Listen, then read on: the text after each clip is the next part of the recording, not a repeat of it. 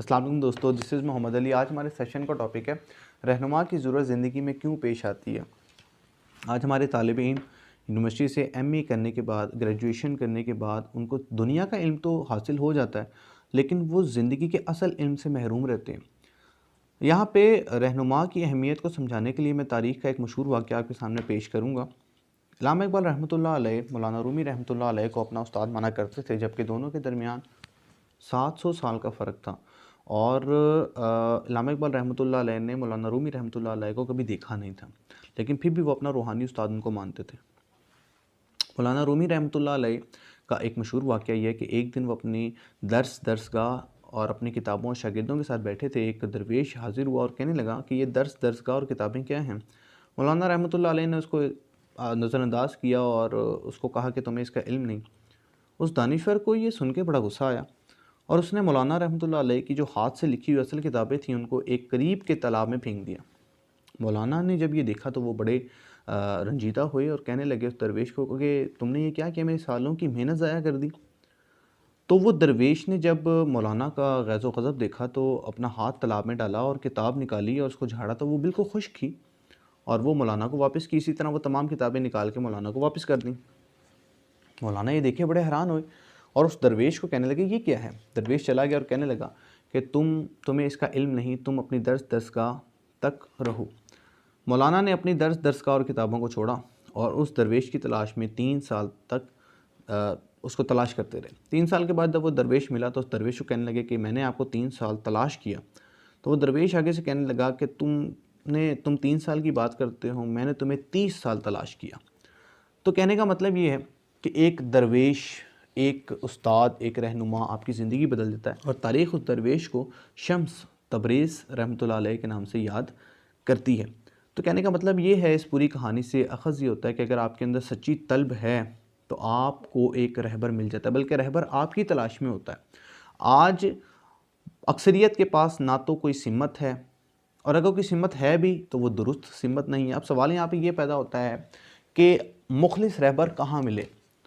ये बात याद रखिएगा कि आज के दौर में अंधे को रास्ता दिखाने वाला अंधा ही है।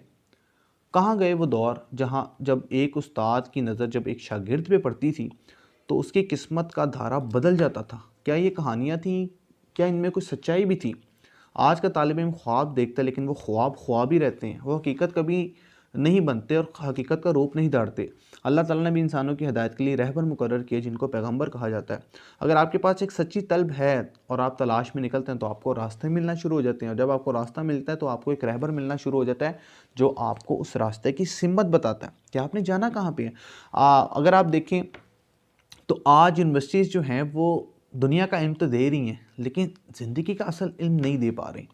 अगर आप देखें कि पुराने दौर के उस्तादों में 4 क्वालिटीज़ होती थी। पहली कि वो उस्ताद होते थे, दूसरा दानिश्वर, तीसरा रहबर और रहनुमा होते थे। लेकिन आज का उस्ताद सिर्फ उस्ताद है, वो सिर्फ डिग्रियों पे नंबर दे सकता है लेकिन लाइफ में नंबर नहीं दिलवा सकता। लाइफ में, प्रैक्टिकल लाइफ में जो पढ़े लिखे नौजवान हैं वो जाहिल हैं, वो ज़ीरो हैं, उनकी कोई अचीवमेंट्स नहीं हैं, उनके जो ख्वाब हैं वो ख्वाब ही हैं।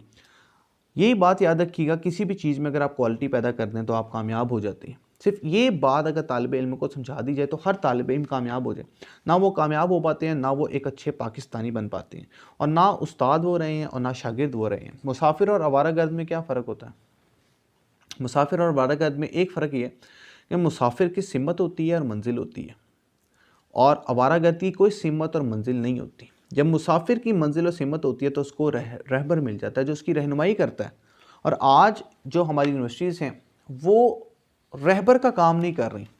इसको हम किस तरह बेहतर कर सकते हैं, उसके कुछ असूल हैं। पहली चीज़, अपनी ज़िंदगी में मकसद पैदा करें कि आप किस शनाख्त के साथ जीना चाहते हैं और किस पहचान के साथ जीना चाहते हैं और किस पहचान के साथ मरना चाहते हैं, कि लोग आपको किस नाम से याद रखें। दूसरी चीज़, अपनी स्ट्रेंथ और वीकनेस पे काम करें, जो आपकी वीकनेस है उस पे काम करें और अपनी वीकनेस को ख़त्म करें और अपनी स्ट्रेंथ को बढ़ाएं। उसके साथ साथ तीसरी चीज़ जो है वो कामयाब लोगों की लिस्ट बनाएं, हर शोबे की कामयाब लोगों की, और उनमें से जो आपको अच्छे लगते हैं और जो आपका शोबा है उनसे जाके मिलें, उनसे कांटेक्ट करें। आज टेक्नोलॉजी का दौर है, उनको मेल करें, व्हाट्सएप करें, फेसबुक करें और उनसे फ़िज़िकली जाके मिलें। और चौथी चीज़, उनकी शागिर्दी इख्तियार करें और कोशिश ये करें कि उनके जो टास्क हैं, उनके जो मिशन हैं, उनके अंदर आप शामिल हो जाएं, क्योंकि सोहबत बहुत कुछ सिखाती है। किताब इतना नहीं सिखाती जितना आप प्रैक्टिकली सीखते हैं किसी की सोहबत से। अगर आपको ज़िंदगी में कोई उस्ताद नहीं मिलता तो आपकी नाकामियाँ सबसे बड़ा आपका उस्ताद है। आप अपनी नाकामियों से सीखें। ये ना कहें कि आपकी नाकामी थी, आप ये कहें कि ये मेरी लर्निंग थी, मैंने इससे सीखा। और कभी भी अपनी नाकामी लोगों से शेयर ना करें, क्योंकि लोग आपको और डिप्रेस्ड करेंगे कि वेख्या ना सी तेनों क्या सी, तो आप और डिप्रेस हो जाएंगे। और उसके साथ साथ वक्त को ज़ाया ना करें, आप वक्त को कीमती बनाएं, वक्त आपको कीमती बनाएगा। वासिफ़ अली वासिफ़ रहमतुल्लाह अलैह फरमाते हैं कि अगर एक उस्ताद अहल है और मुखलिस भी है तो वो अल्लाह का वली है। हदीस नबवी सल्लल्लाहु अलैहि वसल्लम है कि मोमिन का आज का दिन कल से बेहतर होता है। तो ख़ुद को बदलें और अल्लाह से हदायत की दुआ मांगें। और अल्लाह से जब भी दुआ मांगें तो अल्लाह से ये कहें कि अल्लाह मुझे एक अच्छा और मुखलिस रहबर और उस्ताद अता फरमा। जब आपकी ज़िंदगी में एक रहबर और उस्ताद और रहनुमा ऐड होता है तो आपकी ज़िंदगी बदल देता है, आपके सोचने का अंदाज़ बदल देता है। जब आपकी ज़िंदगी और सोचने का अंदाज़ बदलता है तो आपकी किस्मत और नसीब भी बदलना शुरू हो जाते हैं। और अपनी ज़िंदगी में एक रहनुमा ना रखें बल्कि बहुत से रहनुमा रखें, रूहानी भी रखें और सक्सेसफुल कामयाबी के भी रखें और मोटिवेशनल भी रखें और प्रैक्टिकल मेंटोर्स भी रखें, सक्सेसफुल मेंटोर्स भी रखें। अपनी ज़िंदगी में बहुत से मेंटोर्स को रखें। और ज़िंदगी में बहुत से ऐसे मामलात होते हैं जब आपको किसी से मशवरा करना होता है तो आप उनसे मशवरा भी करें। तो मुझे उम्मीद है आपको ये सेशन बड़ा अच्छा लगा होगा। अगर आपको ये अच्छा लगा तो इसको लाइक कीजिएगा, सब्सक्राइब कीजिएगा, शेयर कीजिएगा और इसी के साथ अपना बहुत ख्याल रखिएगा। अल्लाह हाफ़िज़।